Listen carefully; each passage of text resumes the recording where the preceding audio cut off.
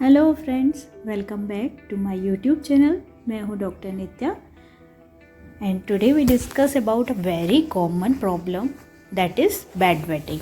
So please stay with us and video को पूरा देखें और आपको इन्फॉर्मेटिव लगे तो औरों के साथ भी शेयर करें। तो चलिए बेड वेटिंग के बारे में जानते हैं।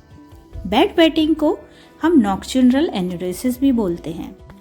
इसमें चिल्ड्रंस किड्स क्या करते हैं, नाइट के टाइम यूरिन इनवॉलेंट्री पास कर देते हैं, तो इसे हम बेड वेटिंग बोलते हैं। ये बहुत ही कॉमन समस्या है बच्चों में। बच्चे कई बार साइकोलॉजिकली बहुत इससे परेशान हो जाते हैं, एम्बेरस फील करते हैं। यदि आपका बच्चा 7 साल की से कम उम्र का है तो आपको इसके लिए परेशान होने की ज़रूरत नहीं है, बट यदि वो 7 साल से बड़ा हुआ है और फिर भी उसके साथ ये समस्या है तो आपको ज़रूर एक बार डॉक्टर से कंसल्ट करना चाहिए, क्योंकि उसके ब्लैडर की मसल्स पूर्णतः स्वस्थ नहीं हैं और जिसकी वजह से उसे ये समस्या आ रही है। अब हम इसके सिम्टम और पैथोलॉजी को समझने की कोशिश करते हैं। तो इनवॉलेंट्री यूरिनेशन का पास होना रात के समय इसलिए होता है क्योंकि ब्लैडर पे कंट्रोल नहीं होता एंड ब्लैडर की जो मसल्स होती है वो प्रॉपरली डेवलप नहीं होती हैं। अब हम इसके कॉजेज़ के बारे में जानते हैं कि ऐसे क्या कारण होते हैं। तो सबसे पहला कारण है ब्लैडर का छोटा होना और दूसरा कारण है ब्लैडर की जो भी मसल्स हैं, नर्व्स हैं, उनका परिपक्व नहीं होना या फिर बच्चे का ब्लैडर फुल नहीं होना। कई बार हार्मोनल इम्बैलेंस की वजह से भी ये समस्या होती है। जब ADH anti diuretic hormone properly produce नहीं होता तो बेड वेटिंग की समस्या बच्चों में आती है। छोटे बच्चों को यदि किसी चीज़ का स्ट्रेस है या माता पिता हार्श होते हैं कई बार, तो ऐसे समय में भी बेड वेटिंग की समस्या देखी गई है। इसके अलावा यूरिनरी ट्रैक्ट इन्फेक्शंस में मोस्ट कॉमनली हम बेड वेटिंग्स देखते हैं। ऑब्स्ट्रक्टिव स्लीप एपनिया कुछ बच्चों को होता है, उसके साथ भी कई बार बेड वेटिंग की समस्या देखी गई है। यदि बच्चे को स्ट्रक्चरल प्रॉब्लम है या ट्रैक में कोई प्रॉब्लम है या डायबिटीज़ है तो भी ये समस्या होती है। चलिए अब हम जानते हैं क्या रिस्क फैक्टर्स होते हैं।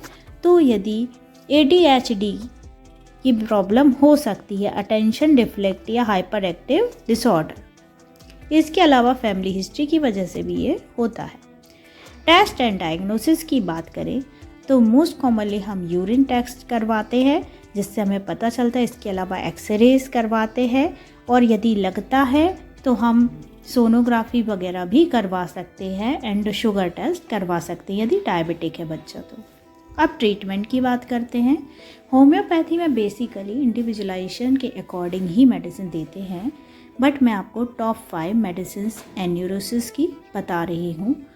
तो फर्स्ट मेडिसिन है आर्सेनिक एल्बम। यदि बच्चा बहुत ज़्यादा नर्वस, एंजियस, रेस्टलेस है, फास्टीडियस है, चिल से उसको प्रॉब्लम होता है एंड रात के समय 1 से 2 बजे के बीच में उसको यूरिन पास होता है मोस्टली, तो हम इसको आर्सेनिक दे सकते हैं। सेकेंड मेडिसिन है कॉस्टिकम।